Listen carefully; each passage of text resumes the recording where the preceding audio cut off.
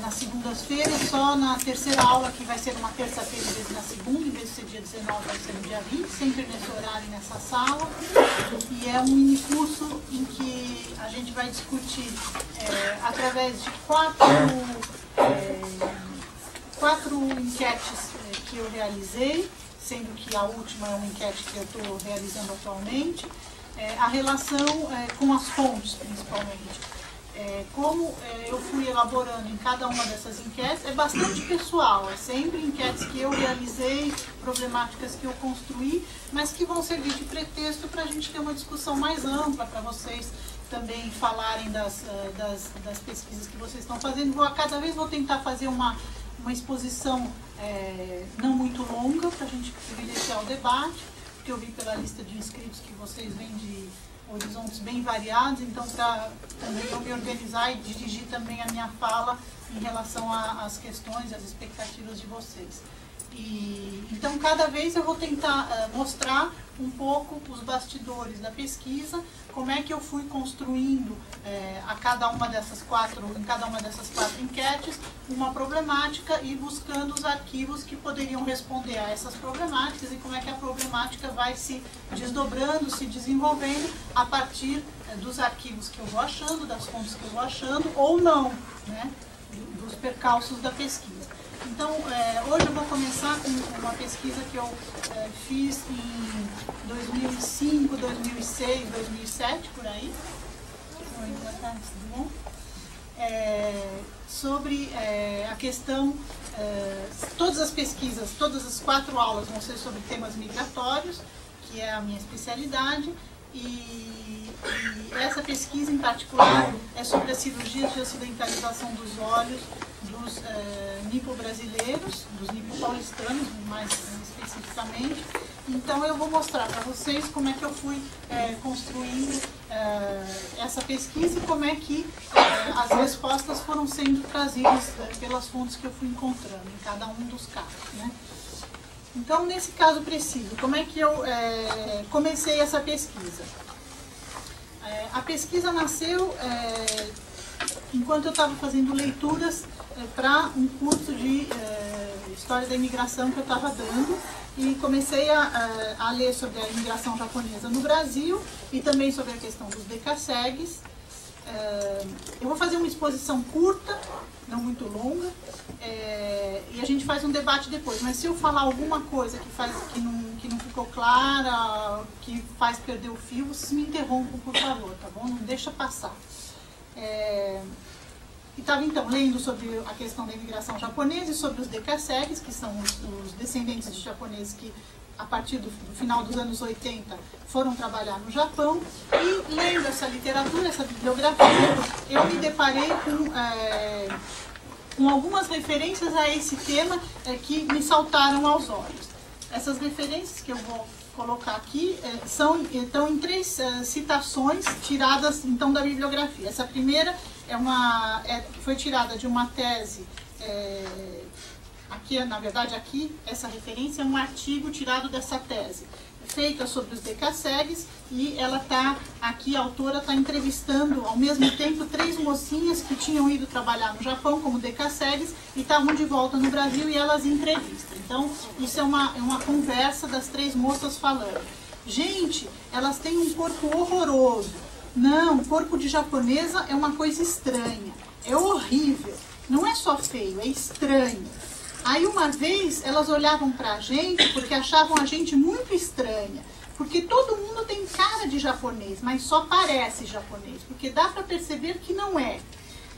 Engraçado que isso a gente vê lá no Japão, mesmo quem aqui no Brasil a gente acha que tem muita cara de japonês, lá você olha na rua e já fala que é brasileiro, né? E você sabe, esse é brasileiro, esse aqui não é. Aí a gente estava olhando, a gente falou assim, nossa, o corpo delas é muito estranho. Não é normal, é uma tábua. Não tem nada na frente, não tem nada atrás. É muito horrível. O quadril é largo, não é? Tem o quadril largo, não tem cintura. E sem bunda. É tudo assim. Então isso foi a primeira citação que me chamou a atenção, porque, em primeiro lugar, eu acho que colocava algumas questões ligadas ao que a gente chama no Brasil de racismo de marca, ou seja, a discriminação que está focalizada no corpo, que no Brasil a gente utiliza essa expressão para tratar das populações de origem africana, das populações negras, mas nunca foi dito nada em relação a qualquer grupo imigrante. Eu acho que aqui está colocada uma questão em relação aos nipo-brasileiros que pode estar se reportando, se ligando com a questão do racismo de marca. Mas nessa relação a gente percebe então que existem relações estreitas entre uma identidade étnica e também uma identidade nacional, que aqui entre japonês e brasileiro fica sempre nessa ambiguidade, né? E a questão da corporalidade, porque está tudo sendo expresso no corpo. Em primeiro lugar, a gente percebe que essas moças que estão falando exprimem uma adesão forte ao cânone brasileiro de beleza corporal feminina, e que elas têm uma percepção de que a brasilidade, uma percepção muito específica da brasilidade e da niponidade delas enquanto descendentes de japonesas e delas se confrontando com a população japonesa quando elas viveram no Japão. E essa percepção do que é a brasilidade e do que é a niponidade, uma numa positividade e outra numa negatividade, estão sendo lidas nos corpos e nos comportamentos corporais. Então isso foi o que me saltou aos olhos nessa primeira citação. E que me levou a uma segunda citação que eu encontrei também, sempre lendo essa mesma bibliografia para preparar as minhas aulas, que fala também dessa questão. Essa citação foi tirada de uma conferência que a Ana Henrique Cardoso fez e que aqui está citada num livro também sobre as relações entre o Brasil e o Japão, nesse contexto dos decasséis. E o Ana Henrique Cardoso, numa situação delicada, porque ele estava numa visita diplomática ao Japão, tratando dessa questão bem delicada de que os brasileiros tinham o direito de trabalhar no Japão, mas mesmo descendentes de japoneses não têm nacionalidade japonesa. Então ele, se colocando nessa situação, disse assim: uma coisa muito curiosa é que o modo de vestir e o modo de andar dos Niseis, que são os filhos de imigrantes japoneses, mudou rapidamente. Podiam ser japoneses em tudo, mas já dá um gingado brasileiro para andar. E o andar é uma coisa cultural muito forte. Ou seja, ele está dizendo no Japão, não se preocupem, esses já são brasileiros. A mesma coisa que as moças estavam dizendo antes, na outra citação, de um jeito um pouco mais cru. Que essa percepção da brasilidade, em confronto com a japonesidade, está expressa no corpo e na corporalidade. E a terceira citação, que era mais direta para a pesquisa que eu desenvolvi em seguida, e que também me saltou aos olhos, foi feita pelo historiador Jeffrey Lesser, num livro sobre o Japão, os japoneses também, sobre a imigração japonesa. Enfim, ele fala: entre os Nikkeis, a sensação de que eles só poderão se tornar brasileiros mudando sua aparência fez que muitas mulheres apelassem para a cirurgia plástica nos olhos. Aí eu achei que aqui, a partir dessas três referências, eu tinha então uma questão que eu poderia estudar ligada às práticas corporais, que aqui ele está chamando de cirurgias plásticas nos olhos e que se chama, na verdade, no discurso corrente no Brasil, de cirurgias de ocidentalização dos olhos, e que tocam, em particular, os nipo-brasileiros e um ponto do fenótipo que concentra, de modo particular, a discriminação étnica, que são os olhos. Então, eu comecei a pensar que eu podia fazer uma pesquisa sobre essa questão, porque, no caso dos olhos dos Nikkeis, a gente tem um traço físico central, onde a gente pode ver expressa essa tendência, que é culturalmente muito forte no Brasil, de identificar um grupo étnico pelas características fenotípicas. Aí eu fiz entrevistas, eu vou falar isso mais pra frente, e vários dos meus entrevistados se referiam às provocações que eles ouviam quando crianças, que estavam focalizadas nos olhos, mesmo se muitas vezes eles não lembravam mais de exemplos precisos. Mas, por exemplo, a frase "abre o olho japonês" veio várias vezes nas minhas entrevistas.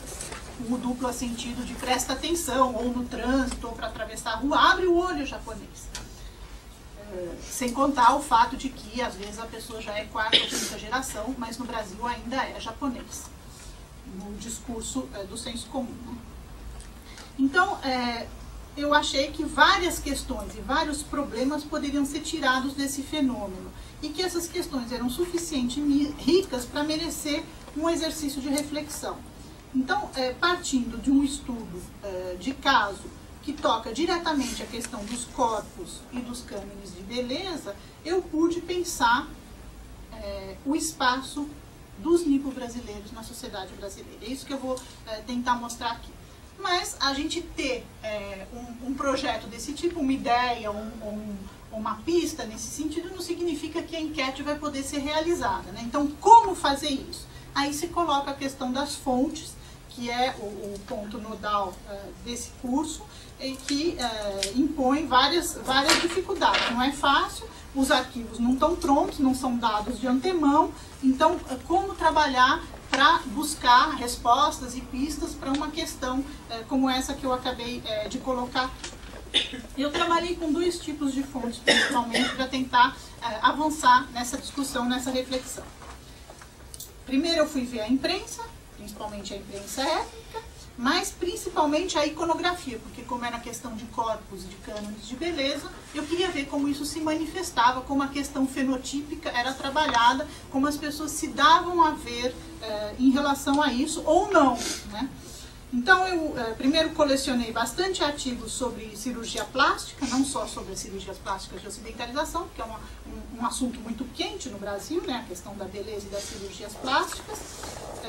Eu pesquisei bastante nos sites web reservados aos nipo-brasileiros, inclusive os jornais nipo-brasileiros, jornais étnicos, né, jornais comunitários que têm sites bem sofisticados, na verdade, que eu descobri nessa época, para tentar medir o espaço que era dedicado aos temas ligados à beleza, ao tratamento de beleza, e mesmo ao que poderia vir a ser uma beleza étnica, um padrão de beleza étnico. Eu não sabia bem como é que a coisa ia ser mostrada, mas enfim, queria ver como essa questão se apresentava em imagens, de modo iconográfico, nessa literatura, nesses sites, nessa imprensa.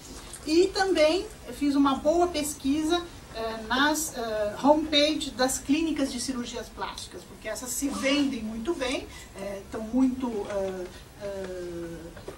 sinalizadas, né? É um comércio muito forte, e eu queria ver como elas se vendem, como elas se oferecem, e se existia um discurso no interior dessa promoção das cirurgias plásticas ligado ao público, entre aspas, vou sempre usar muitas aspas sobre isso, oriental, né? Então, eu achei muitas não, mas enfim, um número significativo de homepages que se dirigiam, que tinham uma parte, pelo menos, que se dirigia a um público oriental, nas clínicas de São Paulo e mesmo em algumas do Paraná. Mas mesmo nas clínicas muito sofisticadas do Rio de Janeiro, com sites muito sofisticados, você visita a sala de espera e as instalações em 360 graus no site e tal, as instalações das clínicas. No Rio de Janeiro, eu não encontrei nenhuma clínica em que houvesse uma discussão, um discurso dirigido para uma população oriental. Isso eu só encontrei nas clínicas de São Paulo e mesmo nas mais modestas do Paraná. Mas no Rio, esse discurso, ou seja, esse produto, não existia. E então, essa é uma parte das minhas fontes, que depois eu vou mostrar aqui para vocês, uma seleção, e as entrevistas. Entrevistas que eu tinha que fazer, mas como, né?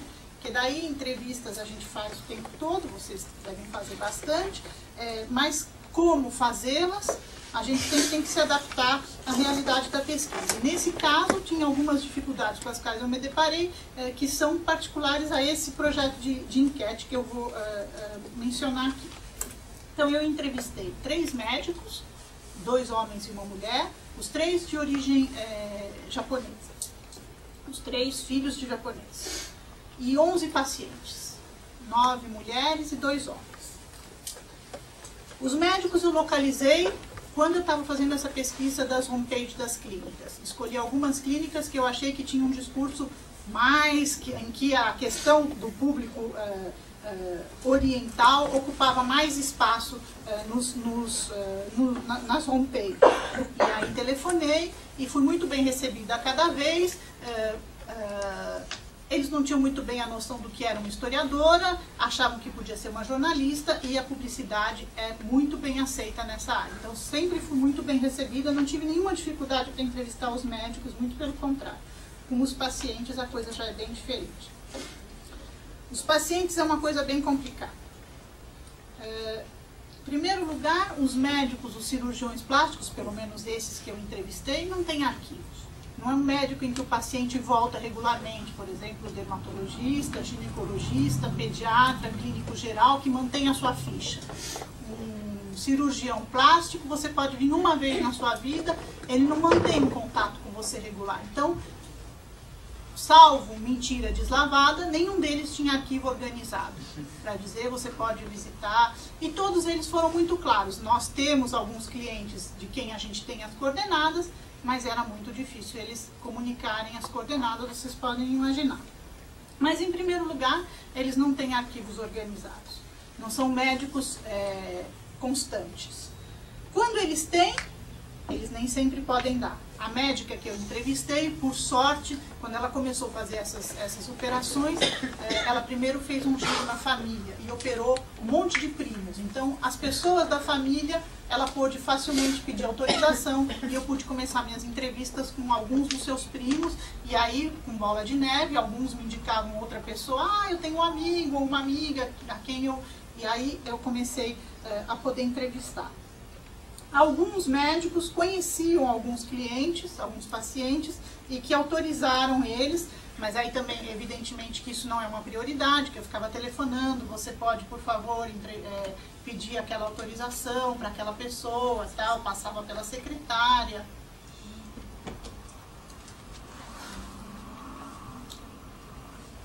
Enfim, foi muito difícil recolher, então pode parecer pouco que eu entrevistei esses 11 pacientes, mas é bastante. Com os primeiros nomes, então alguns indicaram outros, e foi assim que eu pude compor a minha amostragem. Nem sei se dá para chamar isso de uma amostragem, enfim, o meu pequeno grupo. A principal dificuldade do momento em que você tem alguns nomes é a questão do anonimato. É a primeira dificuldade, se não a maior. Quando você fala de cirurgia plástica, ninguém quer te ver. Ninguém queria se mostrar para mim e me encontrar. Impossível de entrevistar pessoalmente. Isso eu me deparei imediatamente, ingenuamente no início eu pensei que eu ia poder conquistar a confiança dessas pessoas. Nenhuma pessoa que sabia que eu sabia que os olhos dela antes não eram do jeito que eles estavam agora, queria me encontrar.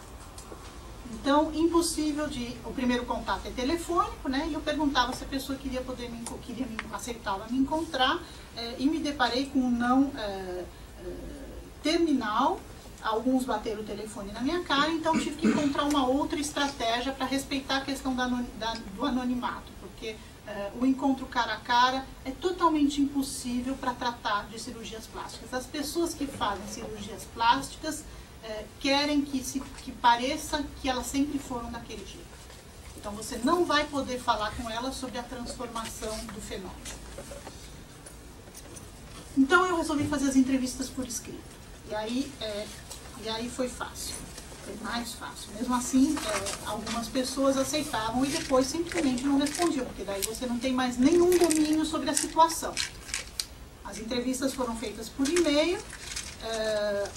Um dos pacientes que eu encontrei, porque eu fiz um trabalho também de observação nas clínicas, nas horas das entrevistas eu chegava antes, ou eu sentava um pouco depois, fingindo que eu tinha um compromisso que ia demorar um pouco, se o senhor não se incomoda, que eu fico aqui na sala de espera esperando um pouco. Fiz um trabalho de observação para ver que público sentava ali, como é que funcionava a sala de espera, a secretária, o telefone quando tocava, o médico quando passava, enfim, fiquei ali sentada várias vezes.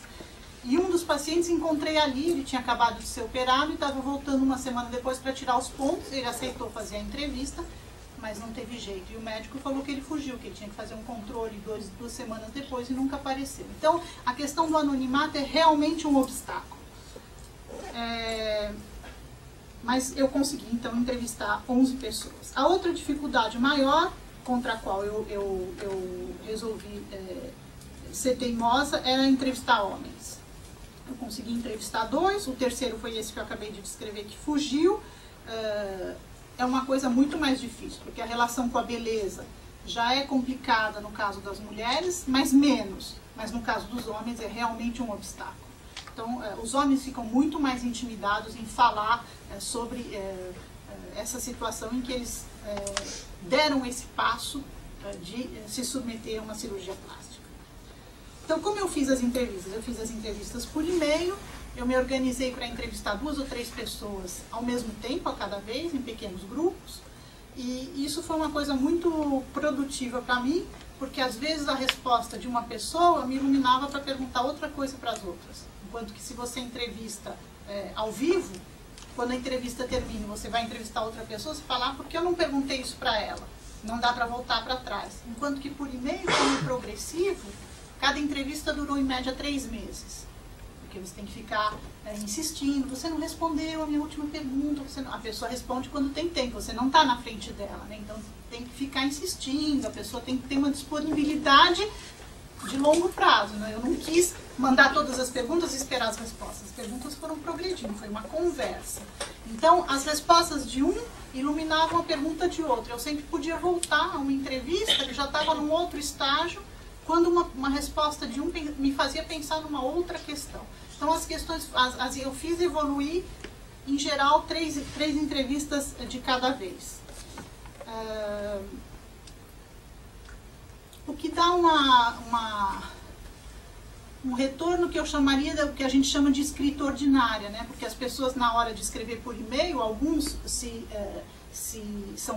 têm mais gosto, né? Escrevem mais, outros escrevem naquele estilo telegráfico, você tem que ficar insistindo, recolocando questões para puxar mais, mas é sempre uma escrita muito corriqueira, muito cotidiana, não tem um ritual de uma carta e também não tem a mesma timidez, a mesma barreira do cara a cara, porque a pessoa está escrevendo protegida pela sua tela. Isso eu achei que deu resultados bastante interessantes. A entrevista era feita em 3 etapas. A primeira etapa, que era mais simples, a mais fácil, que era de entrada, de uma apresentação padrão que me dava um perfil demográfico. Que ano nasceu, que tipo de família, onde estudou, que nível de estudos fez, vida profissional, vida familiar, filhos, casados, solteiro, idade, estado civil, enfim, para eu compor bem um perfil demográfico que era bastante variado nesse pequeno grupo. Aí eu entrava numa segunda fase, que eram as perguntas sobre a origem familiar, sobre a formação, várias perguntas que eu fui compondo que podiam indicar uma bagagem ou raízes étnicas na formação, nos hábitos, como o fato de ser descendente de japonês se manifestava na vida cotidiana da pessoa. Enfim, esse era o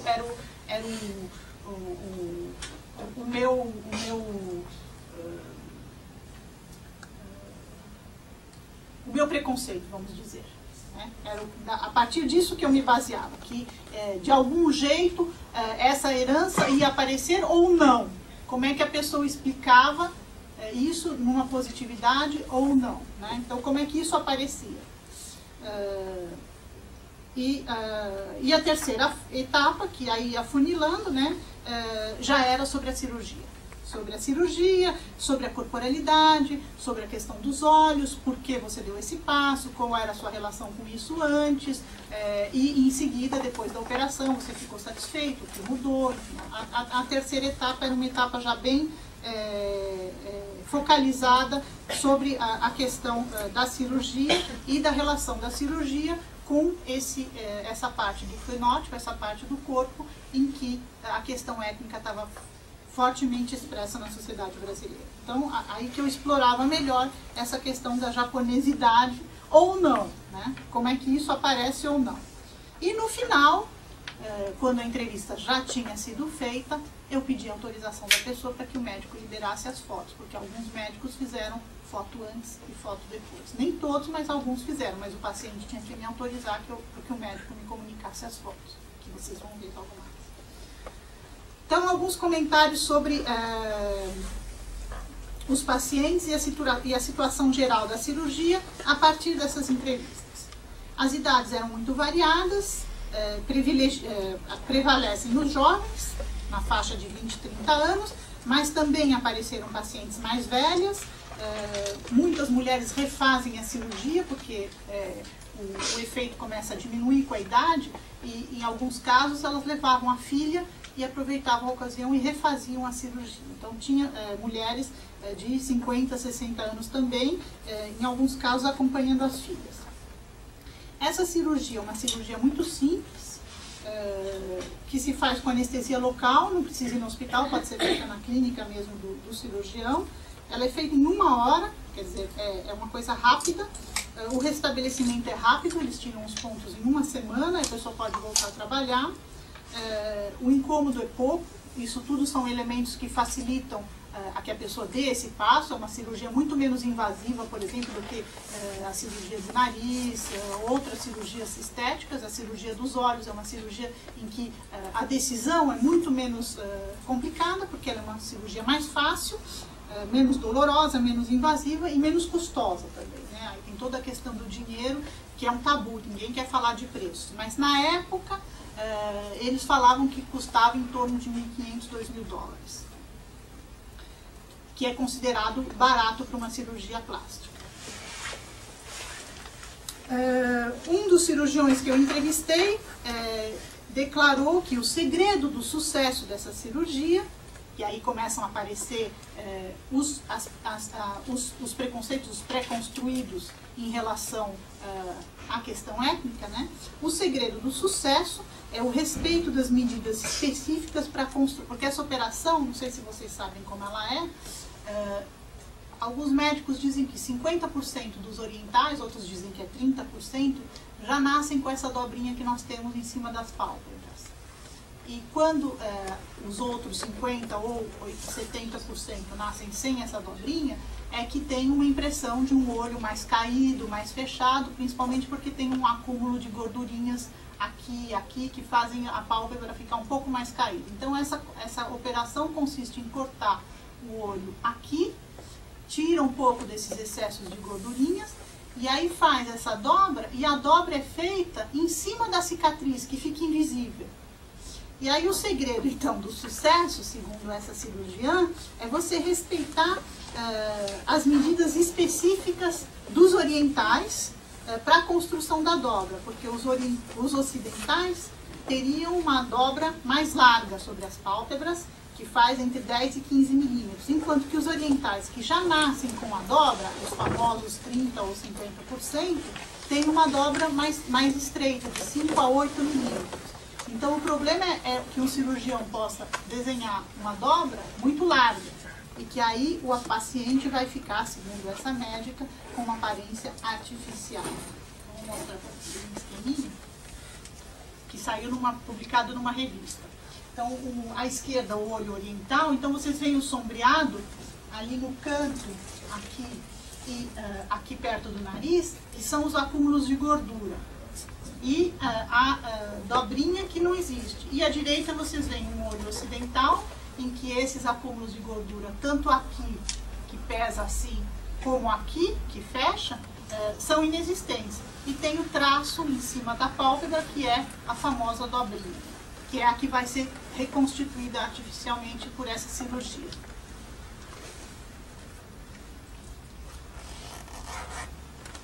Quando a gente olha as fotos de antes e depois da cirurgia, fica muito claro, e vocês vão poder constatar isso, como afirmou um dos médicos que eu entrevistei, que a operação não nega a origem.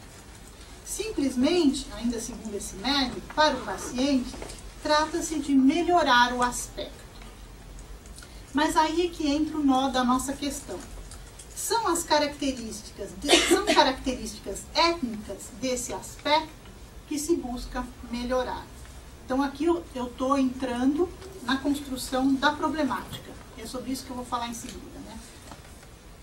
Esse aspecto que se busca melhorar, esse é o nó da questão, refere-se a características étnicas. Não é por acaso que existe uma comunicação privilegiada entre médicos de origem japonesas e candidatos a essa operação. E isso, os 3 médicos que eu entrevistei foram muito firmes, mesmo se a gente tem que dar um desconto, porque eles estão sempre preocupados com a publicidade. É claro que os pacientes, todos eles disseram isso de modo bastante firme. É claro que os pacientes preferem estar em mãos de outro Nikkei. Eles se sentem em casa, eles se sentem com maior confiança. Existe uma preocupação desses médicos de fazer uma publicidade intracomunitária e dizer que o paciente pode confiar mais se ele estiver nas mãos daquele que implicitamente entende melhor o seu problema.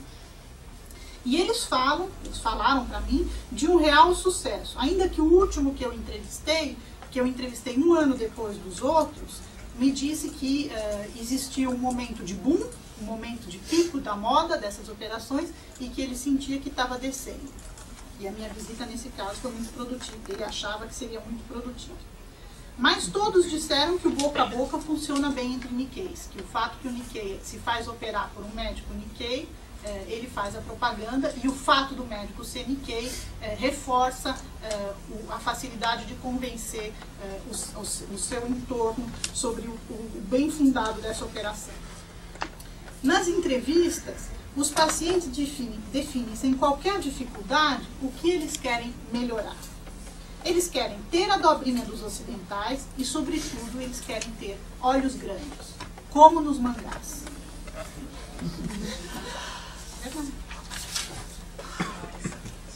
Boa essa pesquisa. Quando eles descrevem os olhos antes da operação, eles dizem globalmente 4 coisas. Os olhos eram pequenos demais, os olhos eram inchados, os olhos davam a impressão de estarem sempre fechados, de serem cansados, e para as mulheres dificultavam a maquiagem e quando elas usavam lente de contato era uma dificuldade.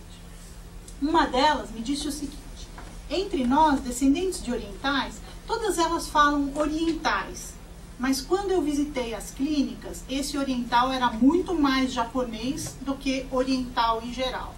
Um dos médicos me disse que tinha bastante coreanos entre os seus pacientes, mas os números são impossíveis de saber. Uma delas então me disse: entre nós, descendentes de orientais, quando se falava de um japonês ou de uma japonesa bonito ou bonita, fazia-se sempre referência aos olhos, se tinha ou não a dobrinha. Então o cânone de beleza para todos, de modo geral, e isso sem exceção, é unânime, é ter os olhos grandes com a dobrinha na pálpebra. Algumas das minhas entrevistadas, antes de fazerem a operação, usavam artifícios para fabricar dobrinhas temporárias. Lápis preto, vocês vão ver vários exemplos, colas especiais que colavam a pálpebra e saíam com água, fitas adesivas na forma da pálpebra, que elas traziam do Japão. Uma delas me disse que comprava quando era adolescente. E essas colas especiais temporárias, ou essas fitas adesivas que ela trazia do Japão, ela me disse que no final ela começou a usar durex mesmo, que era muito mais econômico. Essas soluções, que nem todas conheciam, tinham uma desvantagem fundamental para aquelas que as usavam, que elas eram temporárias. E aí a gente entra numa outra questão, porque a cirurgia toca de fato no ser, muito mais do que no parecer. Então a pesquisa, e aí a problemática vai se densificando, ela tem 2 problemas centrais. A primeira é a oposição entre o verdadeiro e o falso, o natural e o artificial. Um autor que talvez vocês conheçam, eu pus no último slide a referência bibliográfica, que estudou as cirurgias plásticas nas clínicas do Rio de Janeiro, o Alexander Edmonds, um antropólogo. Ele tem razão quando ele diz que para as pacientes das cirurgias estéticas, para que as pacientes das cirurgias estéticas possam se tornar aceitáveis do ponto de vista moral, elas têm que falar de autoestima, de bem-estar espiritual, muito mais do que de beleza. É um meio para tornar desculpável o desejo de querer ser o que não se é.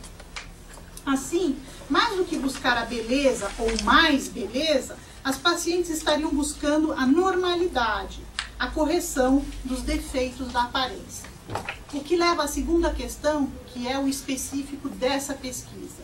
Porque o desejo de adaptação, de ser como os outros, ou seja, de ter uma normalidade, de corrigir os que você considera ser um defeito da sua aparência, seria a motivação principal da ocidentalização dos olhos, como o nome que foi usado para essa operação no Brasil dá a entender?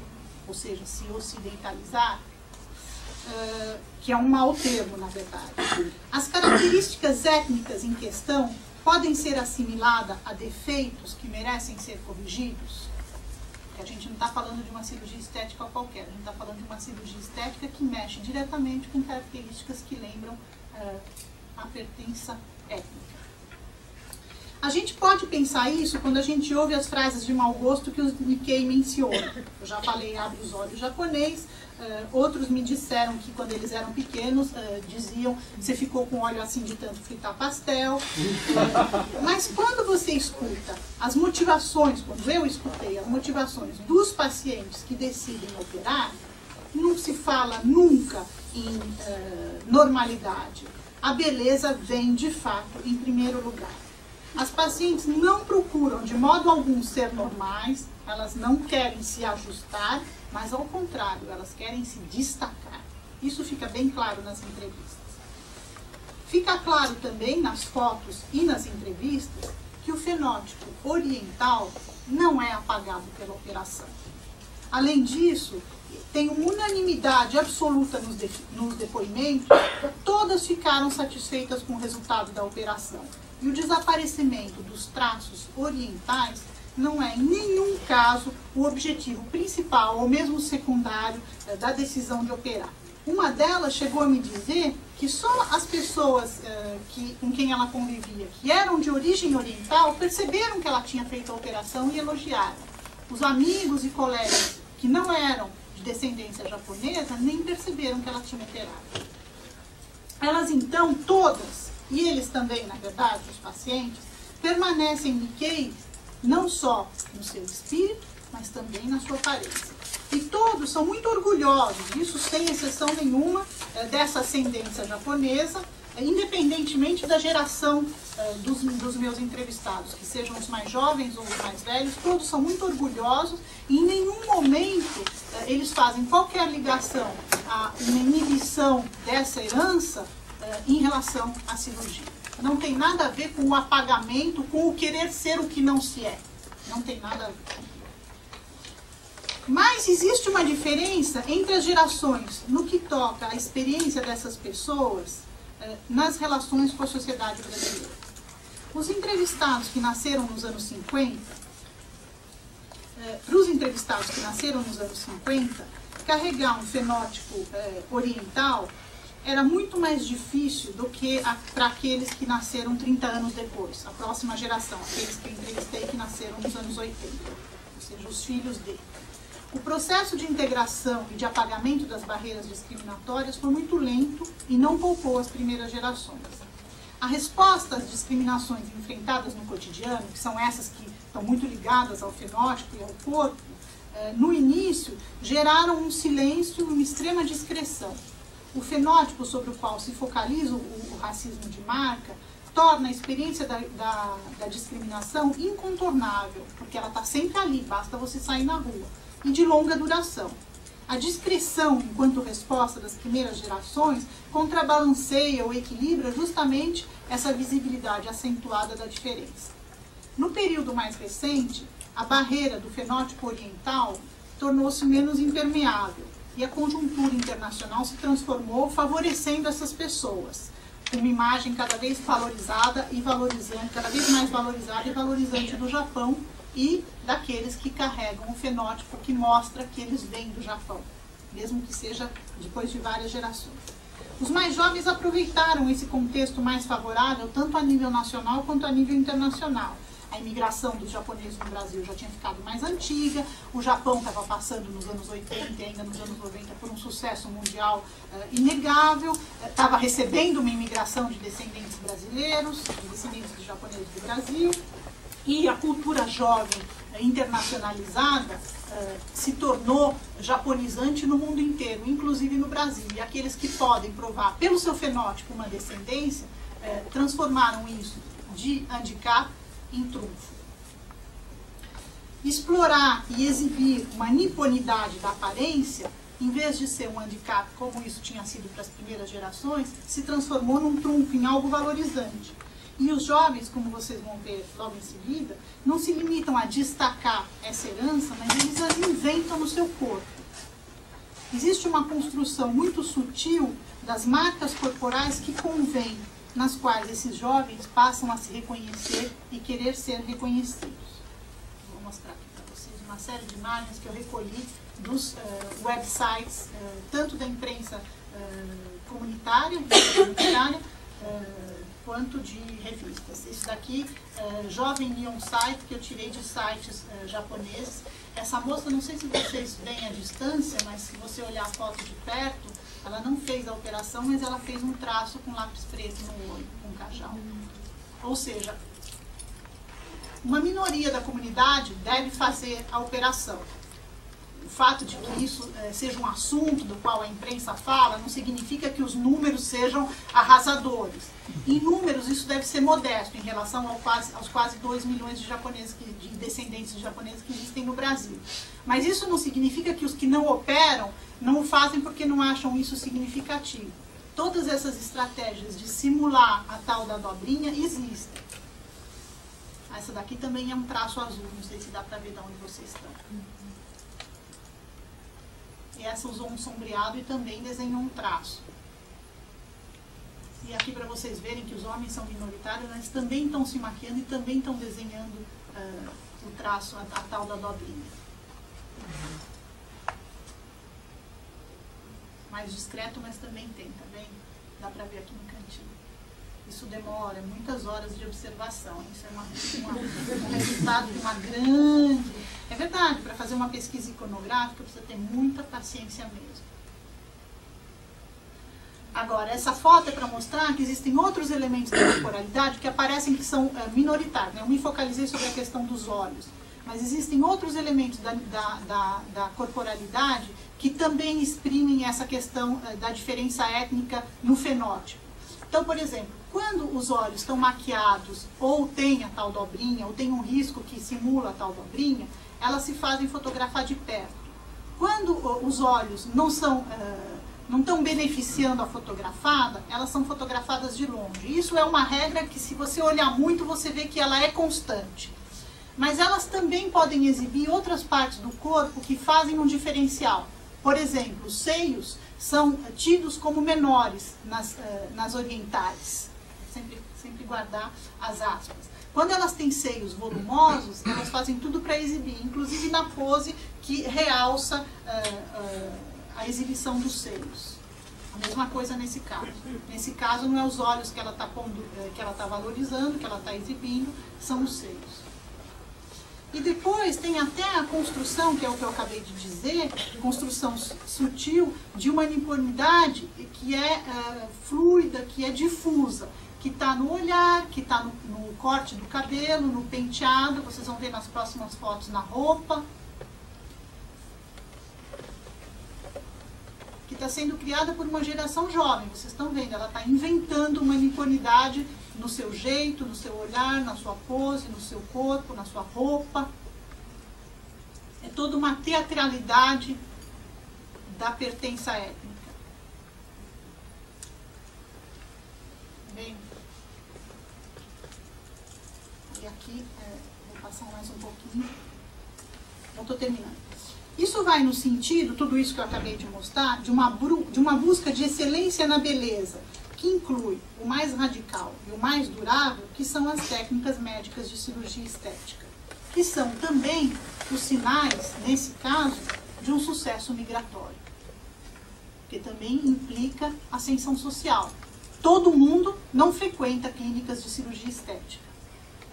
Assim, quando aquele cirurgião que eu citei no começo afirmou que a operação não nega a origem, ele defendia pacientes da acusação de renegarem as suas raízes com o objetivo de legitimar uma prática da qual o principal beneficiário é ele mesmo.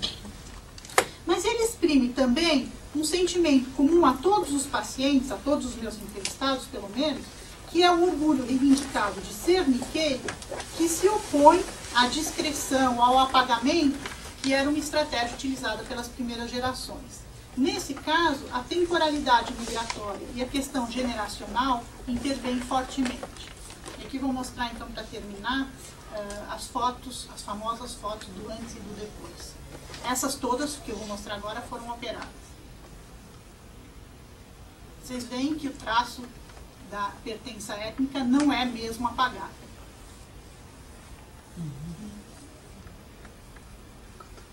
E essa aqui ainda para realçar com lentes de contato. Agora vocês vão ver o homem. Raríssimo. Preciosíssimo. Pronto, era isso. Pode terminar essa.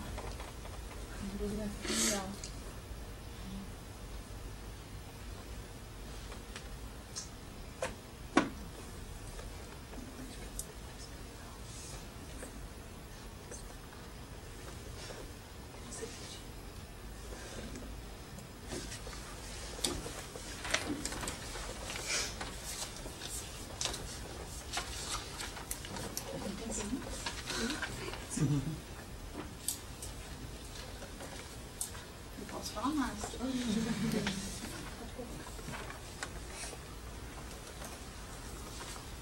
Mônica, te perguntar sobre o teu processo criativo quando você preparou tuas perguntas.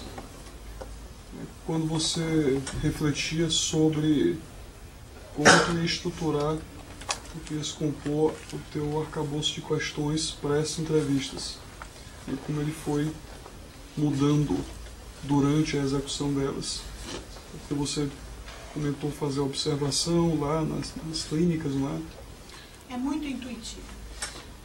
A gente vai aprendendo com eles, na verdade. O primeiro bloco de perguntas é muito básico, né? Uma apresentação, ele tem o objetivo de construir já um primeiro perfil demográfico. Então eu perguntava que ano você nasceu, em que cidade você nasceu, se não foi em São Paulo, quando você veio para São Paulo, se você veio sozinho ou veio com a sua família, porque alguns vieram do interior, né? Onde você estudou, escola pública, escola privada, até que nível de estudo, qual a sua profissão, você a exerce, você não a exerce, desde quando. Quando as respostas eram muito lacônicas, eu insisti um pouco mais para criar mesmo um perfil bastante sutil, o mais profundo que eu pudesse nesse caso. Se você é casado ou não, quantos filhos, enfim, esse perfil. E essa primeira etapa também tinha um objetivo de, eu tentava pegar leve, porque era nessa etapa que eu fidelizava meu entrevistado, porque é muito frágil, né? A qualquer momento eles podiam romper esse contrato, que não existe, na verdade. A interessada era só eu. E eles podiam, a um momento qualquer, mesmo no mais quente da entrevista, ir embora. Não tinha telefone para tocar, enfim. O meu único recurso era o e-mail. Então, essa primeira etapa é uma etapa em que eu tentava pegar leve, porque era onde eu achava que eu podia fidelizar. Que eles iam achar que não tomava mesmo muito tempo, que não era mesmo muito invasivo e que não custava nada fazer esse grande favor que eu estava tanto pedindo. Então, essa etapa eu tentava fazer o mais rápido e simples possível, mas ao mesmo tempo abarcar o máximo possível de respostas. É sempre um equilíbrio tênue. Depois, a segunda etapa, que era a etapa da bagagem, eu entrava em coisas que muitos gostavam mais de contar. O que você come, você conheceu os seus avós, como é que os seus avós falavam com você em casa, você estudou japonês quando você era pequeno, não estudou, seus pais falavam japonês em casa, nem umas palavras soltas, não tinha um vocabulário-chave, por exemplo, aquelas palavras sempre em japonês, se comia muito arroz, enfim, era essa conversa. Quando você vai num restaurante japonês na cidade, você se reconhece, sempre era não. Você já foi para o Japão, quando, por quê? Seus pais foram para o Japão, quando, por quê? Você tem família no Japão? Essas perguntas. Você acha que no seu modo de ser hoje em dia, terminava assim, você acha que no seu modo de ser hoje em dia, o fato de você ser filho ou neto de japonês conta em algum modo? Daí, em geral, era bem chavão a resposta, mas às vezes não. Essa era a segunda etapa. A terceira etapa era mais a cirurgia. Quando você decidiu operar, por quê? Quem indicou o médico? Por que esse médico? Você conheceu antes da operação outras pessoas que fizeram a operação, ou você foi operar e você que contou para outros depois? Alguém mais da sua família operou antes ou depois de você? Você ficou satisfeito com o resultado? Você recomendaria a outras pessoas? O que mudou na sua vida? Assim. E até você alcançar, entre aspas, esse ponto que lhe interessava. né, você tomava assim, quanto tempo para dar conta de... Em geral demorava em média demora uns 3 meses cada entrevista. Para você dar conta dessa terceira etapa? Tem que ser muito sutil. Não, tem que ser muito insistente. Muito insistente. Todo mundo é muito ocupado. Isso era lá longe, atrás de todas as prioridades, para cada um dos meus entrevistados. Eles tiveram todos muito boa vontade, mas era realmente um pesão para cada um deles. Então, nessa vários largaram, 11 foram as completas. É isso que eu ia te perguntar, nessa dinâmica teve 5 de... ou 6 que abandonaram. Tem uma hora que você não pode mais insistir, basta. Ultrapassou aquela equação de incisividade e essa sutileza da aproximação. Que aquela entrevista acabou, não tem mais jeito. Aí eu não usei, as incompletas eu não usei. Achei que era mais honesto. Sempre fica um fundo, né? Mas na hora que eu fui escrever assim, eu achei que as incompletas eu não devia usar. Principalmente porque a terceira etapa era a etapa das cirurgias. Se eu não chegava a perguntar sobre as cirurgias, aquela entrevista não funcionava. Era como se o gravador tivesse quebrado no meio de uma entrevista. Ela fica sem vínculo, sem completude. Né? E teve aquelas que nem começaram. Você acha que alguma das dificuldades que você teve na sua pesquisa tem a ver com a origem cultural desse público? Não. Então, eu acho que tem a ver com a cirurgia estética. Se você for fazer uma clínica de cirurgia estética de brasileiros, você acha que você vai encontrar as mesmas dificuldades? Olha, o Alexander Edmonds, que entrevistou pacientes no Rio de cirurgias estéticas, ele não fala desse tipo de dificuldade, mas, por exemplo, ele não entrevistou homens, ele desistiu. Ele achou que era impossível e ele fez uma pesquisa só com mulheres. Ele no começo achava que ia entrevistar homens, e ele diz isso nos textos dele. Eu acabei desistindo, era impossível entrevistar pacientes homens.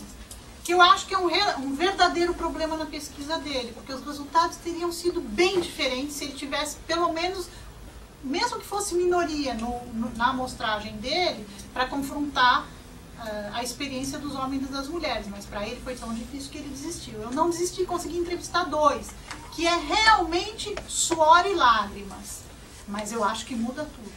Mas o obstáculo é a cirurgia estética. Tem homens que até nesses tratamentos mais simples, assim, nem tratamentos, mas esses hábitos mais vaidosos, né, do universo masculino hoje, que são até chamados de métodos sexuais.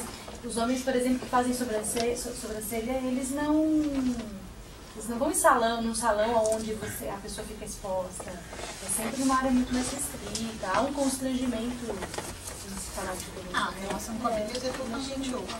Eu queria fazer uma pergunta. Assim, Mônica, eu entendi quando você coloca que para as pessoas que se submeteram e que passaram por esse processo cirúrgico, não há... Elas, nos seus depoimentos, afirmaram que não ocorreu uma mudança na sua aparência oriental, entre aspas, como se coloca. Né?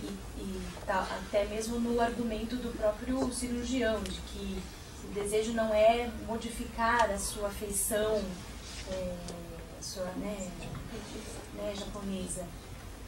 Mas eu fico me perguntando porque você pensar para um japonês, um descendente de japonês, os olhos é um símbolo, é uma marca, é um traço da sua intimidade muito próprio quando eles imigram. Quando eles imigram, enfim, do seu físico, do seu corpo físico mesmo.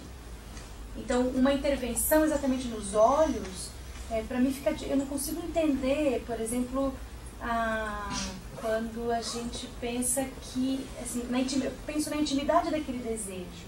Na intimidade daquele desejo, tem alguma noção de que o bonito não está ali. O bonito é o traço ocidental, é o olho ocidental. Porque o bonito é sempre o raro, para todo mundo. O cânone do olho grande é deles. O que é errado é o título que foi dado para essa cirurgia no Brasil, ocidentalização dos olhos. Essa que é a armadilha. O cânone é deles, não é nosso.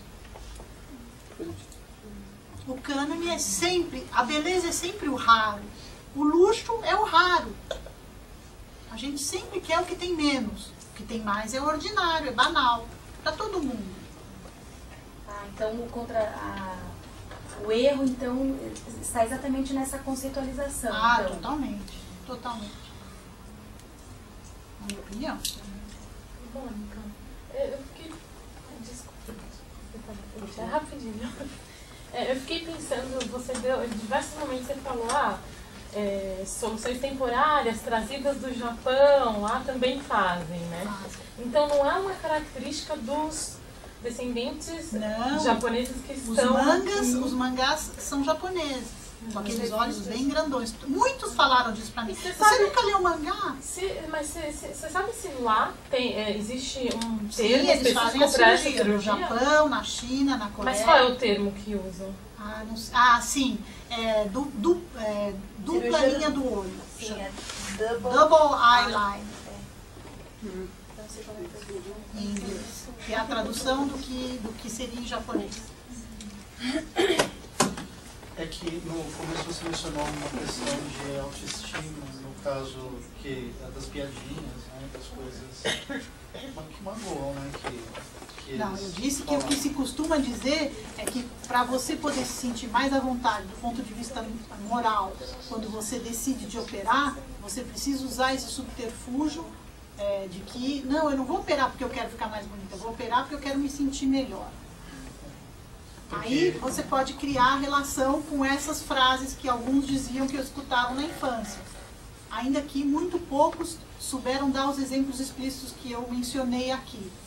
Sim, tinha piadinhas. Você lembra de alguma? Não. Porque a pessoa suprime, na verdade, né? Porque... Não, o que eu acho que as piadas têm, que elas são de mau gosto, que a discriminação existe. O que não tem é a ligação mecânica entre isso e a operação. É isso que não tem. Relação com a motivação, isso que eu ia te perguntar. Não.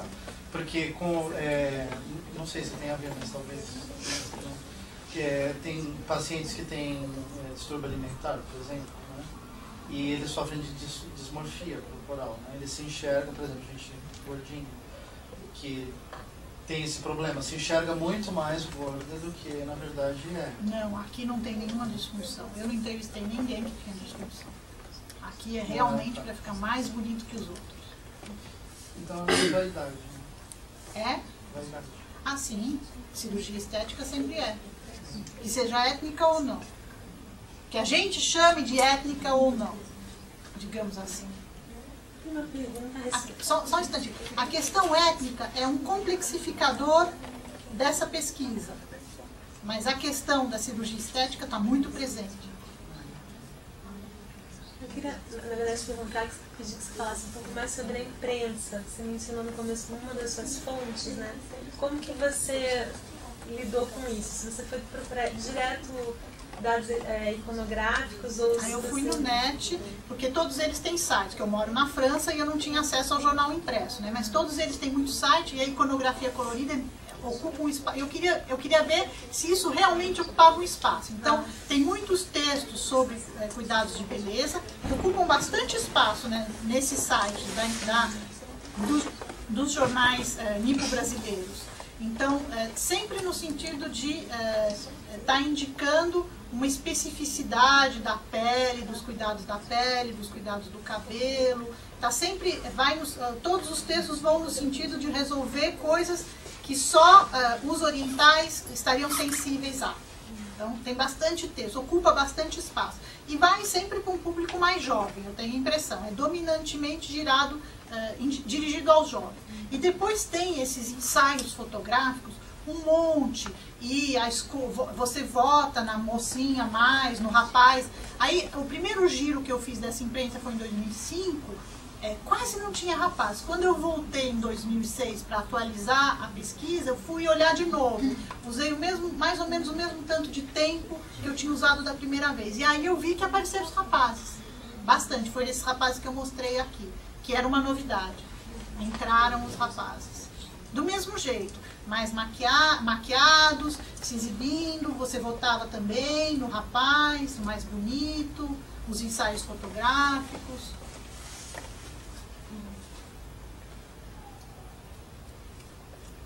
Você continua com essa pesquisa? Não, é muito difícil morando longe. Infelizmente eu abandonei. É muito difícil, porque o primeiro contato tem que ser telefônico. E os 3 médicos já estavam cansados de mim. Não é verdade, eu teria que ter criado um outro núcleo para começar outras entrevistas num outro foco. Mas aí é muito difícil não morando aqui. Realmente, a questão do anonimato é realmente muito difícil. E os médicos não têm arquivos, e quando eles têm, é realmente complicado eles me darem coordenadas dos pacientes. É muito difícil. O médico, o último que eu entrevistei, que falou que ele, além dos japoneses, ele tinha também coreanos como pacientes, e ele me falou de cara, esses você não vai conseguir entrevistar, é impenetrável. Então já era difícil antes. Eu escrevi 2 artigos, que eu coloquei, não sei se vocês receberam a bibliografia do curso. Eu coloquei, se vocês quiserem eu posso dar. Eu publiquei 2 artigos sobre isso, e para eu continuar eu tinha que estar aqui mesmo. É muito difícil mesmo. As tais entrevistas por e-mail é realmente árduo, porque você fica sempre na corda bamba, né? Se as pessoas rompem aquela combinação, perde tudo, né? Às vezes algumas rompiam já no finalzinho. Você não tem nenhum, assim, o argumento de convencimento é, por favor, não me abandone. Não tem outra. Eles não ganham nada com isso. O anonimato é prometido de qualquer jeito. Ao todo, levou quanto tempo de campo, de entrevista? Deixa eu ver. 8, 9 meses.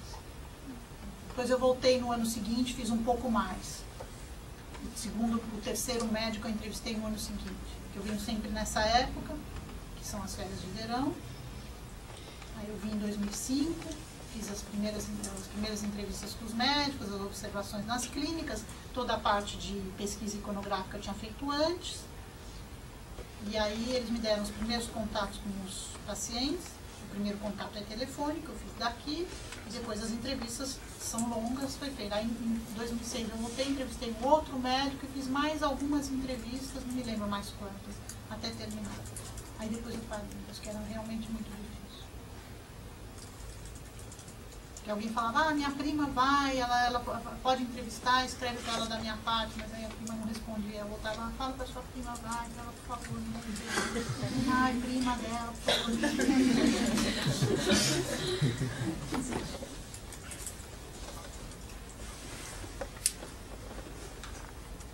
Mas o que eu queria mesmo mostrar é que a partir de uma problemática que foi nascendo assim, eu acho que eu consegui criar uma problemática que misturava as questões étnicas com questão de geração, com questão de temporalidade migratória, com questão de gênero, porque daí a questão de gênero é também bastante interessante. Com a questão racial, porque eu acho que aqui não tem só uma questão étnica, tem uma questão racial, porque a discriminação é um racismo de marca, que eu acho que no caso dos japoneses a gente pode aplicar o conceito que em geral é aplicado só para as populações negras, e a questão do gênero, que é uma questão complexa, porque que eu não abordei porque eu quis deixar mais tempo para o debate. A relação com a beleza é outra. Os homens são muito mais incomodados, muito menos à vontade com essa questão, e quando eles operam, a questão do anonimato é muito mais pesada nos pacientes homens do que nas pacientes mulheres. Os médicos que eu entrevistei disseram que 30%, que era uma coisa que a Veja também publicou, que 30% dos pacientes eram homens. Eu acho que é menos. Eu acho que os dados estatísticos da Sociedade Brasileira de Cirurgia Plástica, teve uma grande pesquisa do Ibope também, combinam mais ou menos com as estatísticas americanas, que dão entre 12% e 13% de pacientes homens nas cirurgias estéticas. Aí, as cirurgias estéticas que eles separam como sendo étnicas, né? Que é essa das pálpebras, ou então algumas de nariz e tal, que são mais frequentes nos descendentes de asiáticos, em geral essas estatísticas são válidas também, se reproduzem, né? O mesmo tanto de mulheres, o mesmo tanto de homens. Isso não muda muito. Os médicos diziam que era 30%, mas é chute, eu acho. A Veja disse que era 30% também, isso em 2001, eu acho. Mas eu acho que é menos. Eu acho que é menos. Mas, enfim, tem homens não sei se ainda está crescendo, mas cresceu. Aí todo mundo começou a falar, os homens também estão operando, os homens também estão... E aí tanto você fala que os homens também estão operando, que aí opera mesmo, né? Tem um efeito bumerangue.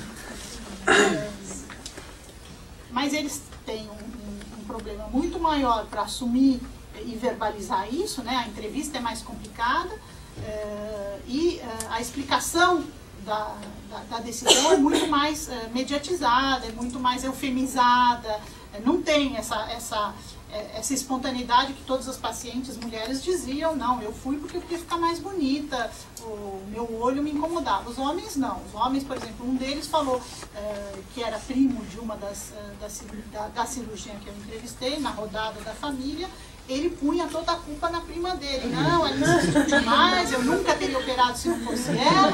Aí eu tive um acidente de carro, eu fiquei mesmo muito machucado, meu rosto ficou machucado. Aí como eu já ia fazer uma operação que era reparadora, eu aproveitei, como ela insistiu muito, e operei os olhos. Não sei dizer o que mudou para mim, provavelmente nada.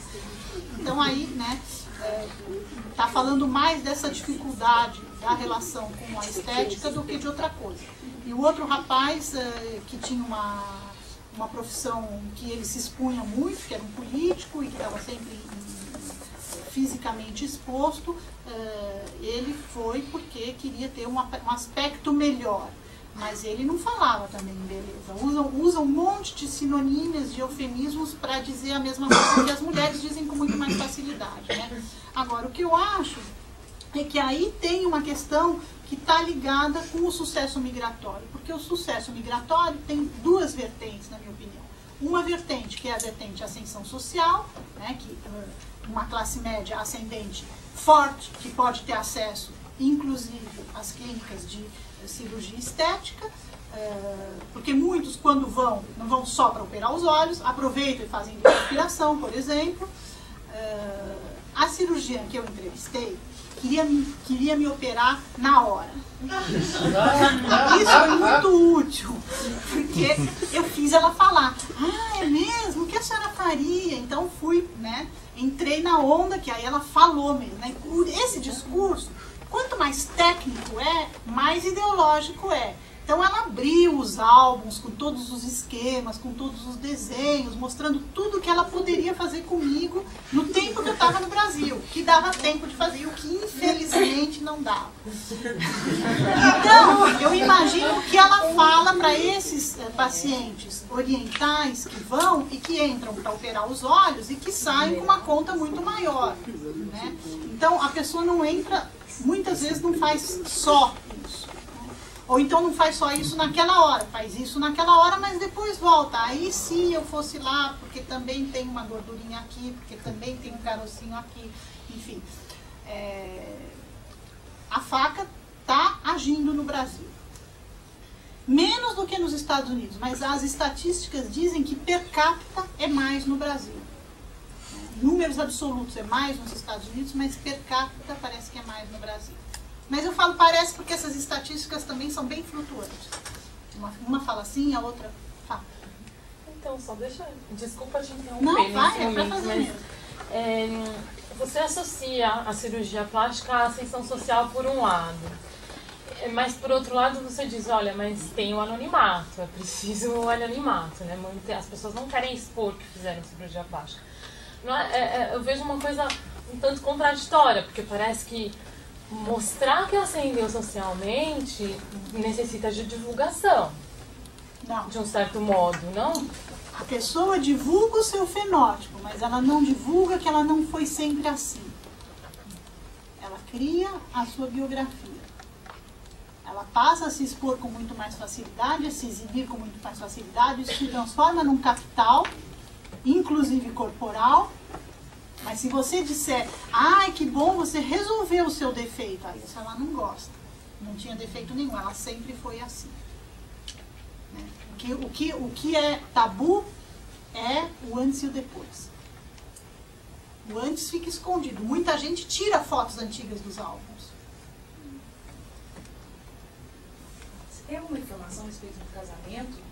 Se são casados, mas se é casado para fora, casado com brasileiro, se é muito misturou, variado. A se é terceira orgânico. geração misturou mesmo.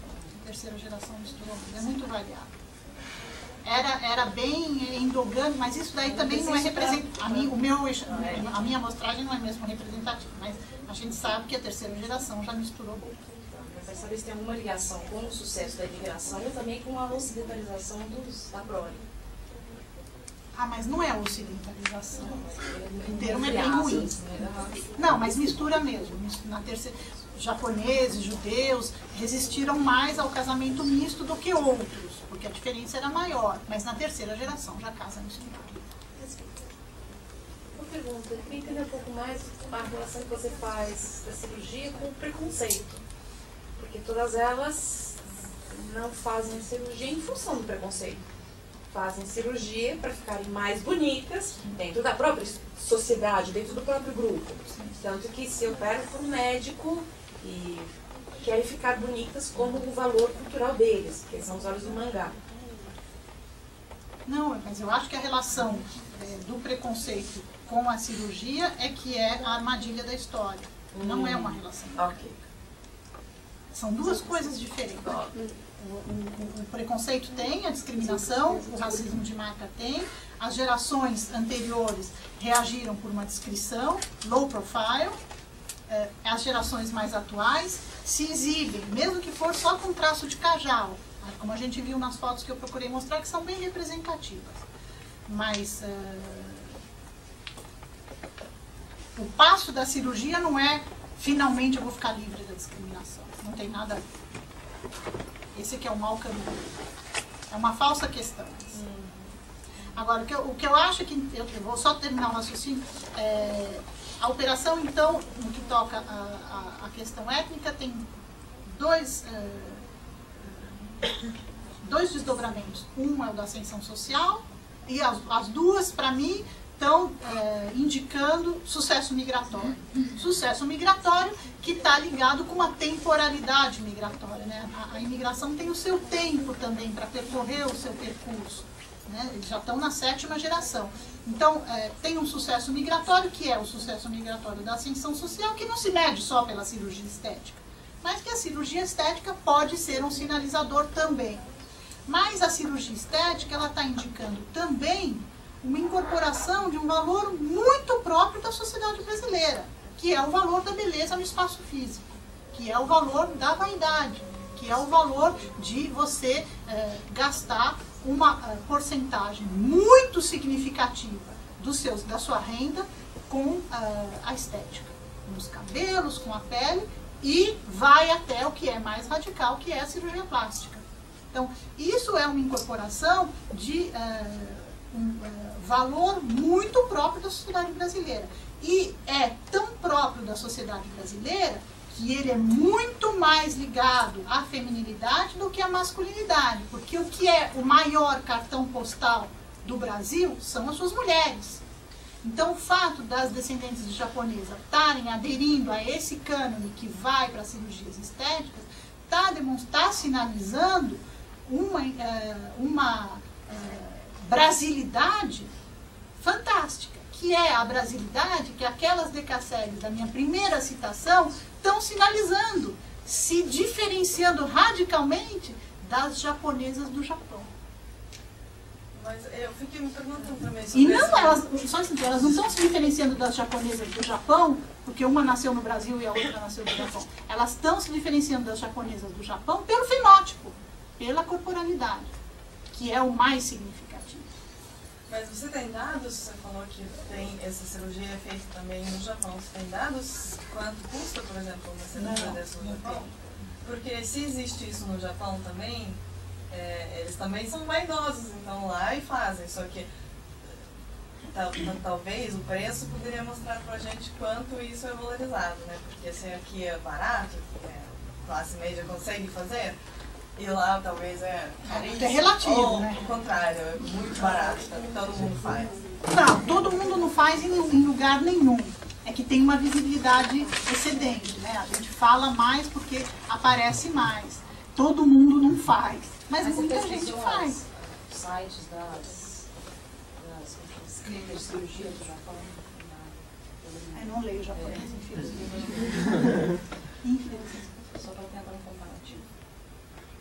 Não, mas eu acho que são sociedades, mas isso eu acho, né, são sociedades mais democráticas. O Brasil é muito desigual. Provavelmente é mais acessível no Japão do que no Brasil. Tudo é mais acessível no Japão do que no Brasil. Eu acho que também pode ter a ver com a incorporação de um outro valor. Na sociedade japonesa, o indivíduo é muito menos focalizado, o grupo vigora muito mais sobre o indivíduo. E aqui é totalmente o indivíduo, né? Eu quero estar mais bonito. Então talvez seja também um pouco a incorporação desse valor, que é você ter direito numa sociedade com outra estrutura, que não de relacionamentos, a ter o seu espaço. O fato de ser uma característica também do Japão, que é o que você perguntou, não faz que não seja uma característica do Brasil, porque essas pessoas estão inseridas numa realidade brasileira. Elas estão respondendo a uma sociedade brasileira. O fato de que talvez também seja assim no Japão, não diminui o fato de que eles estejam respondendo ao que é no Brasil. Sim, eu entendo, mas aí eu me pergunto se os brasileiros nem veem que eles fizeram cirurgia, qual seria essa relação? Os não descendentes. Por que eles fariam isso para os brasileiros, se os brasileiros... Não, eles não estão fazendo isso para os brasileiros, eles estão fazendo porque são brasileiros. Sim. Não é para os brasileiros, é porque são brasileiros. Mas os japoneses também fazem, são japoneses. Isso que é... Aí eu fico mas não tem o perguntando mesmo do sentido. seio, por exemplo. Não tem o Talvez mesmo o seio sentido. tem mais sentido nesse... Oi? Talvez a questão dos seios tem mais sentido nessa discussão de vaidade brasileira. Será que os japoneses... A mesma prática não necessariamente tem o mesmo sentido num lugar ou num outro, num período ou em outro. Eu não sei o que significa no Japão. Estou pensando o que significa no Brasil. De qualquer jeito, significa, como todas as cirurgias estéticas, se diferenciar. Porque uma não descendente, que vai numa clínica do Rio e faz uma cirurgia estética, ela está querendo se diferenciar. A descendente de japonês também está querendo se diferenciar. Do que não é a mesma coisa, estando no Brasil e estando no Japão. Mas o princípio é o princípio da beleza. A beleza é sempre um efeito diferenciador individualizado.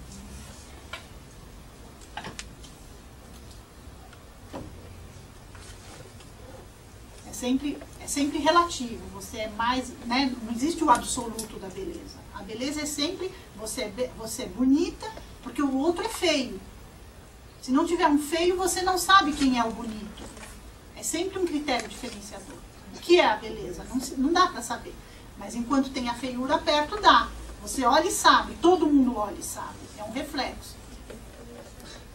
Depois, claro, a beleza é construída por critérios de classe, por critérios de raça, tem N critérios. Mas você só é bonita ao lado do feio. É sempre um critério diferenciador. E a verdade é que realmente no Brasil a questão de beleza tem muitas categorias, né? Assim, no dia a dia que a gente percebe, nós estrangeiros, quando vêm aqui na sociedade brasileira, percebem muito isso. Você tem uma criança de olhos azuis, tem olhos azuis, né? Essas coisas de cotidianas de beleza. Ou as mulheres que têm cabelo crespo faz chapinha. Isso não existe em nenhum país do mundo. Assim, escala tão grande de todo mundo ficar louco por fazer a chapinha, por ficar com o cabelo todo lisinho. Essa tem a questão da discriminação também. Eu sofri muito com o meu cabelo.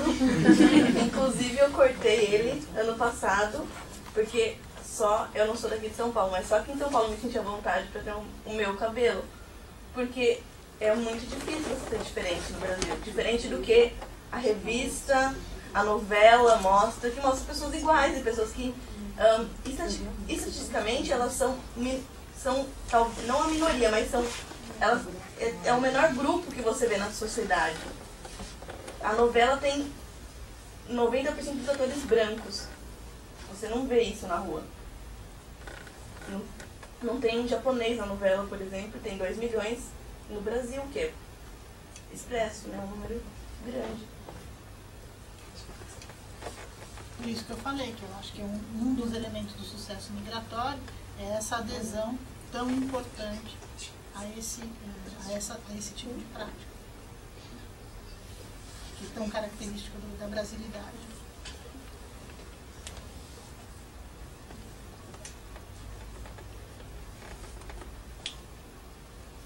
Se não tiver mais perguntas, eu gostaria que vocês se apresentassem. Será que dá para saber com quem eu estou falando? Eu falei isso antes, que eu pensei, vai parecer que eu estou enchendo linguiça e não quero dar minha aula. Mas agora, já que sobrou um tempinho... Não? Então vai. A senhora pode começar? Meu nome é Maria Cristina, eu sou da antropologia e eu trabalho com bolivianos na escola, com crianças. Então eu lido com preconceito de massa diariamente. Por ser com crianças, é algo muito delicado, muito complicado, muito complexo. É uma coisa realmente muito desgastante. Mas foi muito interessante a sua palestra, muito interessante mesmo. Meu nome é Samara, estou fazendo mestrado em estudos culturais e estudo cultos antepassados aqui. Estuda? O culto aos antepassados aqui na ONU. Acho que quem está lá atrás não te ouviu. Meu nome é Samara e eu estou fazendo mestrado em estudos culturais e estudo o culto aos antepassados aqui na ONU. O culto aos antepassados aqui na ONU. Eu sou Luana, eu sou doutoranda aqui de Sociologia e a minha tese é sobre a comunidade russa no Brasil, os emigrantes depois da Segunda Guerra Mundial e a comunidade deles aqui. Meu nome é William, eu sou estudante de graduação aqui em Ciências Sociais, vou começar o segundo semestre. Meu nome é Vitor, eu sou estudante de filosofia. Estou começando uma pesquisa para tratar os imigrantes, principalmente esses contemporâneos, depois dos anos 90, na literatura de língua portuguesa. Eu queria pensar suas experiências de sofrimento passíveis de elaboração em chavuto não acolhido. As ideias de educação, eu mestrado em grupos imigrantes, no mesmo período de pesquisa na relação de dois grupos imigrantes, chineses e peruanos. Meu nome é Emily, eu sou estudante do mestrado da ECA e estou fazendo uma pesquisa sobre a recepção da telenovela entre os decaciques no Japão. Então eu estou indo para o Japão agora, dia 15 de setembro. Eu fiquei muito interessada por pegar essa parte de migração, também por pegar essa parte de japoneses. E foi bem bacana que você conversou aqui. Durante o tempo que você falava, eu fiquei pensando em conhecer alguém que fez cirurgia, mas na verdade não conheço ninguém do meu círculo. Agora eu conheci uma moça que contou lente de contato verde, que a gente até a minha irmã, não tem mais nova aqui. Mas assim, também acho que todo mundo achava diferente, mas eu nunca parei para pensar em relação a isso. E achei bacana essas questões que você foi colocando, até porque me fez pensar também, porque eu trabalhei como DKC aqui no Japão nos anos 90, antes de fazer a faculdade, antes de fazer o mestrado, e agora eu volto lá para realmente ver como é que ficou algumas questões que eram inerentes a mim mesma, na época que eu estava lá. Então, é bem bacana também ver esse lado, assim, essa coisa de você estar trabalhando uma coisa que eu nunca parei para pensar, essa coisa que não tinha. E essa coisa de você falar em relação a, realmente, quando a gente era criança, eu também fiquei pensando, eu também não lembro, mas tinha, as pessoas chamavam, mas eu não lembro. Eu lembro de um amigo japonês, porque era um amigo querido, que chamava de Japa, mas ele também já era japonês. Mas eu não lembro das provocações, assim, não sei porquê. Não era uma coisa marcante em relação a isso. Então acho que a sua pesquisa está bem dentro mesmo do que, assim, pelo menos na minha impressão como leiga em relação ao que você está pesquisando, do que realmente se reflete na sociedade. Eu não acho também que fazem para diferenciar o que você tem que pensar. Eu também não tinha pensado nem nesse termo antes de você entrar nessa questão. Então acho que foi muito precioso assim, essa conversa. Meu nome é Maurílio, me formei em História ano passado e vim somente com a afinidade do avião, mas por enquanto não tenho meu projeto de pesquisa. Vai ter. Meu nome é Jaqueline, eu sou da graduação em Geografia. Eu tenho bastante interesse por esse tema de migrações, mas eu ainda estou no terceiro ano, então ainda não tenho um foco específico, mas vou desenvolver. eu sou Alexandre e eu sou aluno da graduação de Letras, terminando no quarto. Meu nome é Sofia, eu sou da pedagogia, mas eu trabalho no treinamento intercultural e gosto muito dessa aula. Meu nome é Evandro, eu sou aluno de mestrado em estudos judaicos aqui na Letras. A minha pesquisa é sobre a formação da individualidade do novo hebreu em representações literárias. Meu nome é Martin, eu estudo Relações Internacionais, participo de um grupo de extensão que trabalha com imigrantes. O meu nome é Alice, eu sou da China, sou chinesa mesmo.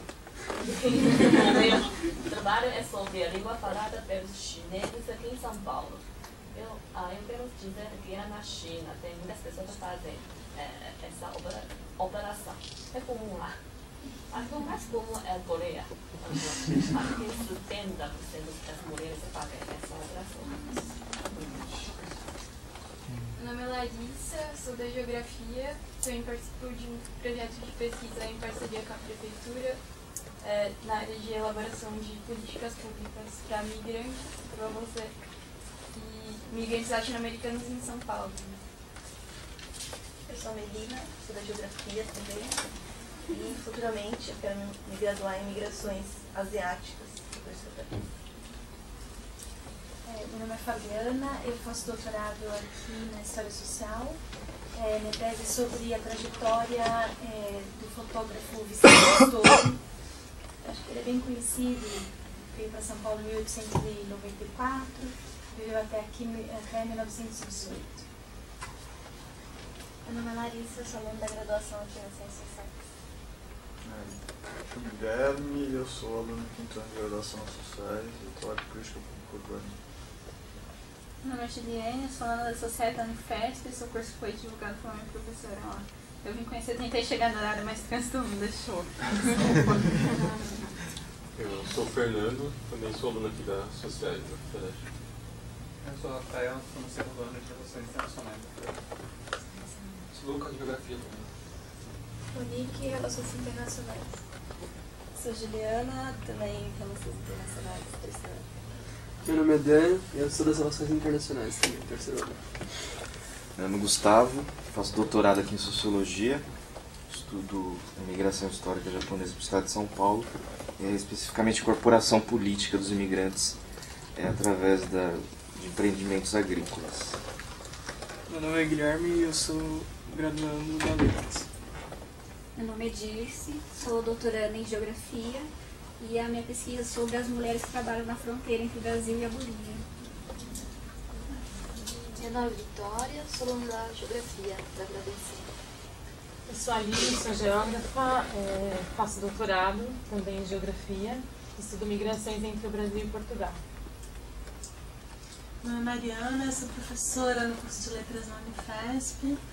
E eu, na verdade, eu vim porque eu estou dentro de um grupo de pesquisa que trabalha com jornais publicados em língua estrangeira em outros países, nas línguas que não são a língua do país. E eu vim procurando ver como se trabalha com as fontes, na verdade. Como não sou historiador... Não, mas tudo bem, é assim mesmo. Depois, são várias sessões, então acho que, como eu não sou historiadora, acho que é bom ter uma visão mais. Meu nome é Camila, sou estudante de Letras. Meu nome é Alexandre e eu faço mestrado no Departamento de Letras Orientais. E o meu projeto é sobre a construção da identidade étnica através das danças folclóricas okinawanas. Meu nome é Marcelo, eu faço Geografia. Boa noite, José da Geografia. Carlos, Filosofia. Eu sou o Ângelo, sou professor de Geografia da Rede Municipal do Ensino. E vocês acharam que o tratamento que deu, assim, correspondia ao que vocês estavam esperando? Estou perguntando porque daí eu me organizo para as próximas aulas, que vocês vêm de tantos horizontes, né? Na verdade, eu gostei muito de te ouvir a respeito da... Desculpa insistir, tá, gente? Sei que tô falando demais, mas a próxima vez eu vou tentar falar mesmo. Eu gostei de te ouvir a respeito do trabalho com e-mail, porque eu apesar de serem teoricamente mais acessíveis, eu trabalho com os portugueses que estão vindo para o Brasil na última década, eu tive uma dificuldade imensa de chegar neles e estabelecer essa relação de confiança e conseguir vir indicações de portugueses, né? Quando eu consegui, a coisa andou, mas me passou pela cabeça, e se eu mandasse e-mail? Porque eu descobri que eles têm, por exemplo, um grupo no Facebook, que se chama Nova Comunidade dos Patrícios no Brasil, né? E eu pedi para entrar nesse grupo para ter acesso às pessoas, para encontrá-los, né? Aqui em São Paulo. E eu fui rejeitada, eles não me deram acesso e não me deram desculpas, e, enfim, tem que aceitar, né? Sou uma mera pesquisadora. E conheci um amigo, conhecia uma pessoa que fazia parte desse grupo, tinha chegado recentemente e tal. E foi o meu... Quando ela falou, olha, gente, tem uma pesquisadora e tal, aí a coisa começou a andar. Então, a dificuldade de estabelecer, né, esse primeiro momento, né, como que você seduz a pessoa para te dar aquilo que você está precisando, foi interessante. E você falou em diversos momentos as dificuldades que você teve de manter a pessoa ali, né? Mas, por outro lado, e eu acho que é isso o interessante da pesquisa, é você conseguir coisas que talvez você não conseguisse fazendo uma entrevista gravada, formal. De qualquer jeito estava banido. A entrevista gravada teria sido muito mais simples. Talvez se eu tivesse feito entrevistas gravadas eu ainda estivesse fazendo pesquisa. Mas isso ficou claro que não ia rolar mesmo. Teria sido ideal. Aí eu tive que me adaptar e contornar a dificuldade. Aí eu criei esse método, que eu tive que inventar, e que teve suas vantagens. Mas claro que se eu tivesse podido, de cara, com o telefone, marcar uma entrevista e ir, teria sido muito mais fácil para mim. Não sei se teria tido os mesmos resultados. Porque daí tem sempre uma coisa a mais ou uma coisa a menos, né? Teria sido diferente, teria sido uma outra entrevista. Mas teria sido muito mais seguro. Enfim, de qualquer forma, Mônica, me fica a lição de que nenhum método, ele não dá conta, né? Os métodos todos têm seus limites e o papel do pesquisador é tentar contorná-los. Não, a priori não. Por isso que eu fiquei tentando mostrar como é que você cria uma problemática que vai se imbrincando com as fontes, com a busca dos arquivos e com os arquivos. E como é que os arquivos vão respondendo às suas questões ou não, né? Como é que você vai tentando dar conta, um não funciona sem o outro. Isso que eu fui tentando mostrar. Mas será que, desculpa, se você fosse descendente, você acha que teria mais precisão? Não, porque quando eu telefonei eles não sabiam. Tinha que me ver também. Ninguém quis me ver, infelizmente. Só os médicos. Os médicos sim, né? Porque daí dava publicidade. Tinha aquela que queria me operar na lata.